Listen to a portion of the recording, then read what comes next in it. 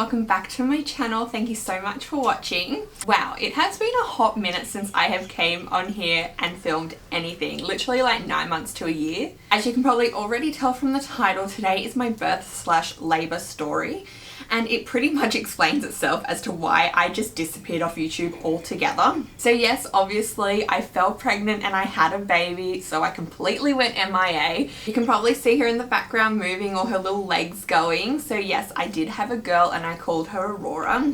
She is 3 months, nearly 4 months old. She'll be 4 months on the 8th of December. And that's pretty much why I disappeared off YouTube. I fell pregnant. I wanted to, you know, have the pregnancy to myself. So, you know, I just wanted it to be a personal experience. I know most people do share their story on YouTube when they are you know, making content, but for myself, she is my first and I just wanted to enjoy it to myself. Obviously if I had a second one, it'd probably be a different story. So now that I have had her and I've enjoyed her to myself for the first couple of months, I'm now ready to share my story and bring her to the camera and start filming YouTube videos for you guys again. So before I go ahead and tell you my birth/labor story, I will introduce you to her. I'll bring her to the camera, so just one moment. So this is baby Aurora. I love her so much. She's so cute. My life just feels so complete now that I have her in my life, and I honestly just couldn't be more happy. Okay, so before I start the story, if you do like this video, then please give me a big thumbs up, and if you do want to join my little family here on YouTube and follow my journey, then I would really appreciate it if you'd hit that subscribe button down below. Also, all my socials, I'll quickly just pop them here on the page. Anyways, let's stop babbling on and get into the story. Yes! Okay, so what I'm going to do is I'm going to insert some videos and photos here of me when I was pregnant with her before I had her, and then we will go on to the birth and labor.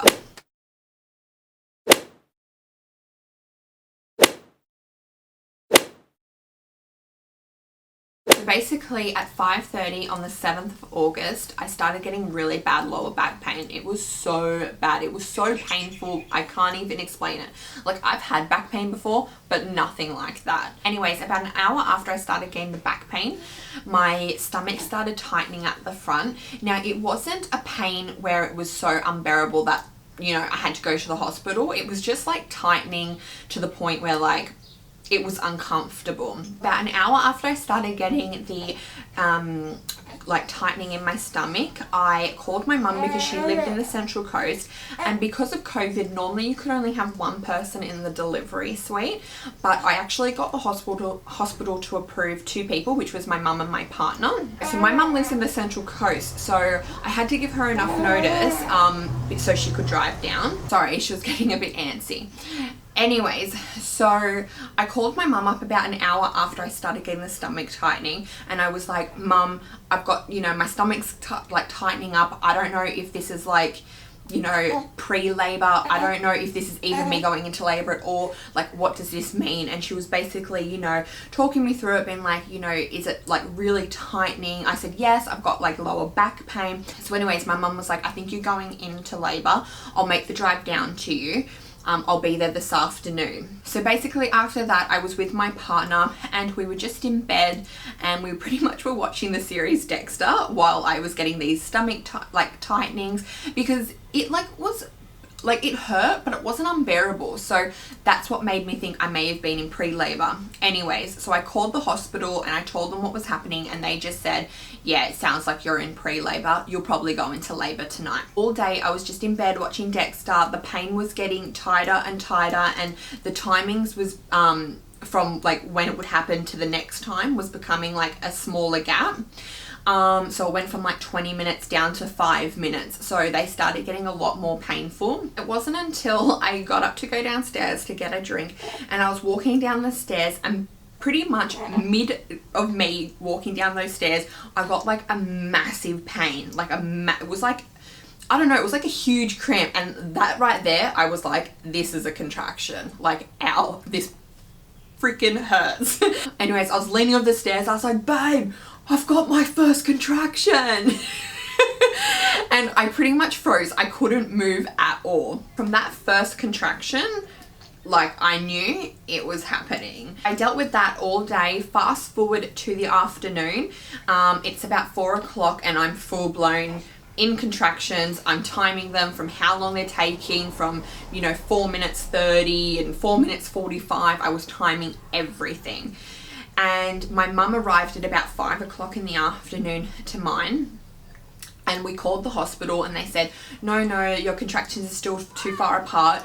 You can't come in yet. So my mum and my auntie had come over. They brought like a cheese platter, and how I was actually eating, I don't even know. But we were, you know, eating garlic bread and cheese platters, trying to take my mind off it, basically. We were even watching, I don't know if you know Below Deck. We were watching that. Basically, I'd be watching it and then all of a sudden I'd be like, ow, ow, and like screaming. It was just so painful. My auntie then had to go home because she had work the next day. So she went home at about 1 in the morning. And me, my mum and my partner continued to stay here, and they were pretty much just really supporting me through the pain. Like, I was pretty much crying at this point. I was exhausted. I'd been dealing with the pain all day. Remember, it all started at 5:30 in the morning. So when I got the contractions, what would happen is basically I would get the contractions, and then 4 minutes later, or 3.5 minutes later, I'd get the really bad back pain that lasted about a minute or 45 seconds to a minute. I would have about a 2-minute break, and then the next contraction would come. And that's what happened for ages. By 2:30 in the morning, I said to my mum and my partner, I said, I can't do this anymore. Like, I'm in so much pain. I was crying. I was like, you know, this back pain is unbearable. I need something to ease the pain.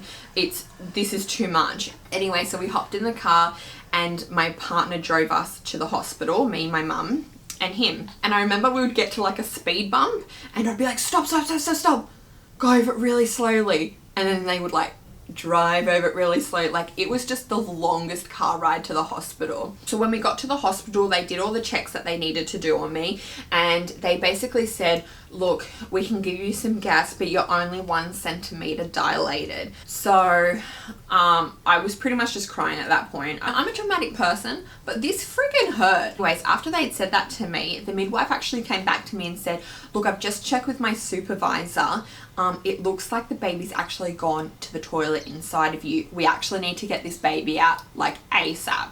So they ended up inducing me. So they did all the needles and in my hand and all that kind of stuff. They put me on a drip, got all the fluids and stuff. Pretty much as soon as they induced me, things started to go really quickly from that point. I actually was able to get the epidural. Obviously, she's my first baby and I had never had an epidural before. Oh my God, they hurt so much.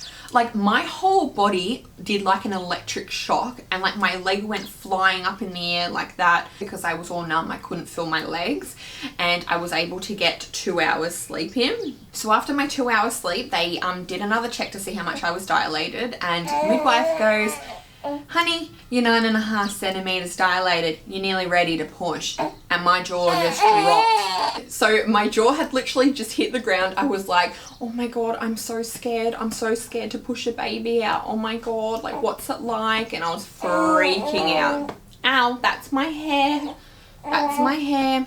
So the midwife said, I'm gonna get like all the stuff ready for basically you to have the baby, and by that point you should be dilated and ready to push. And the whole time I'm just like freaking out. I'm like, I'm so scared. I was shaking. It was just, I was in all sorts, you know, like I'd never gone through this before. I didn't know what to expect.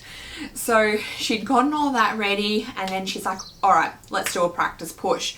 So they got my legs up on, actually no, my legs weren't on the stirrups at that point. I just had them back, and my partner was holding, like helping me pull, you know, my legs back. And they're like, all right, let's do this. Let's do a practice push. So we did a practice one, and she's like, yeah, like you've got it, but just push a bit harder. So we did another one. And when you have the epidural, like you can feel when you're having a contraction. So I said to the midwife, I'm having a contraction. And then she's like, all right, let's do this. Let's push. Sorry, just before that, she said, look, I'm going to deliver your baby. If anything, you know, looks like it's going wrong, or, you know, we need some assistance, that's when we'll bring the doctors in. So I was like, okay. I could feel I was having a contraction. So she's like, okay, let's push. So we pushed and pushed and pushed, and you know, nothing was happening. Then another contraction came in. I pushed and pushed and pushed. Nothing was happening.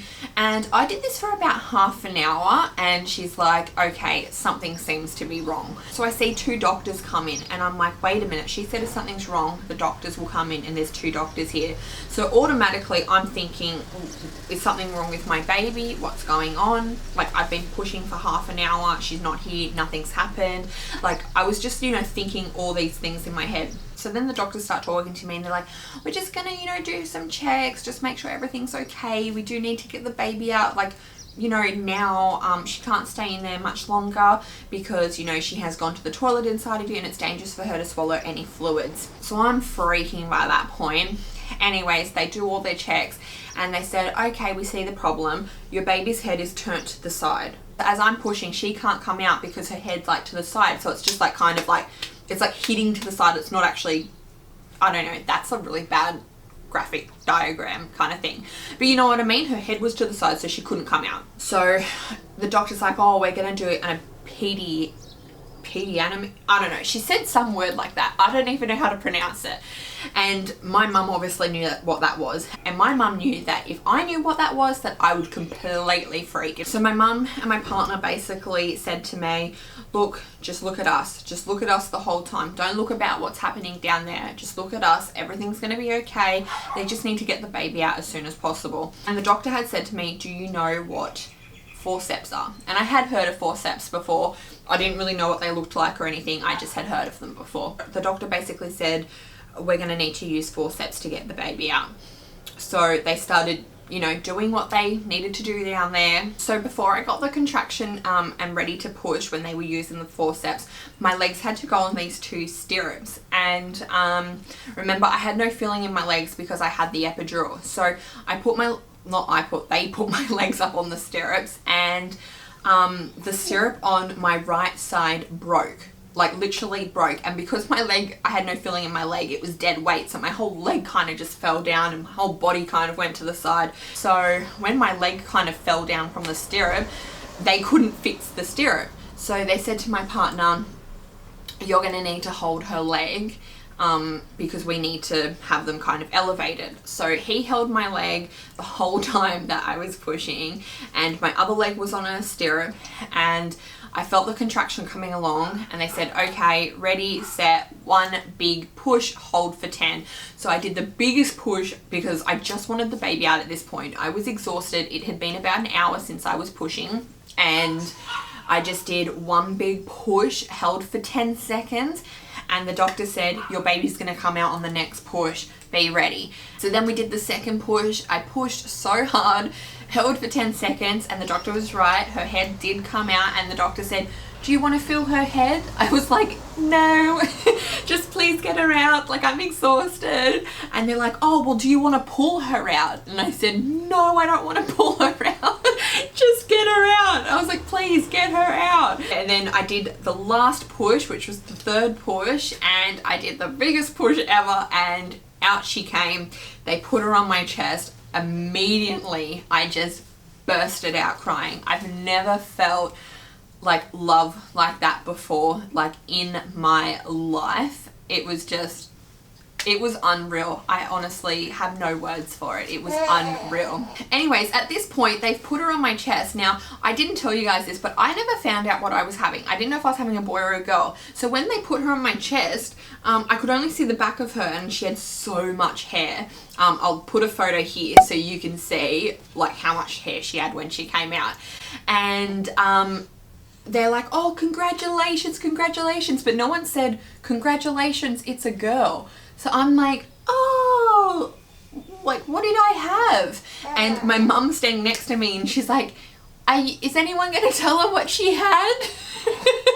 And they basically kind of like opened her legs, and they're like, congratulations, it's a girl. And I was like, oh my God. Because like I literally squealed in the delivery suite because I believed for 9 months that I was having a boy. I was so sure of it. And the only person that knew what I was having was my mum. So basically after I had her and they placed her on my chest, they had realized that I had lost a fair bit of blood. So they had to, you know, attend to that and do all the stitching and stuff. I had to get a lot of stitching. And then I was in hospital for 4 days or 5 days. And because of COVID, I wasn't allowed any visitors except my partner. So it got pretty lonely in there. I was just so excited to get home and just start my life with her. And that is pretty much how my birth / labor story went. To be honest, for me, it was quite traumatic. I did deal with a lot of problems down there in that area afterwards. Just with a whole lot of pressure and a whole lot of pain that I was still getting. I did lose a lot of blood, so it was just recovery after that in the hospital. Just, you know, was taking its time. You know, the whole forceps and the cutting and all that kind of stuff, that was a bit, you know, much for me. So she came out at 3.3 kilos and then the next day she dropped to 3.2 kilos and she was 50 centimeters long. Today she's nearly 4 months old, weighing at 7 kilos. I love her so much, Miss Aurora. Sorry, I keep looking down there because she's in her rocker down here near the camera. Thank you so much for watching. We really appreciate it.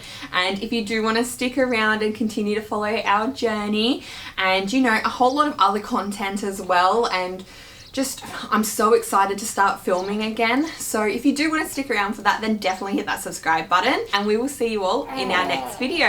Say goodbye, Aurora. Say goodbye. Say goodbye, everyone. Ready? Say goodbye. Goodbye. Say hello, everyone. Say hello. Hello. You're so cute. Show everyone you're kicking.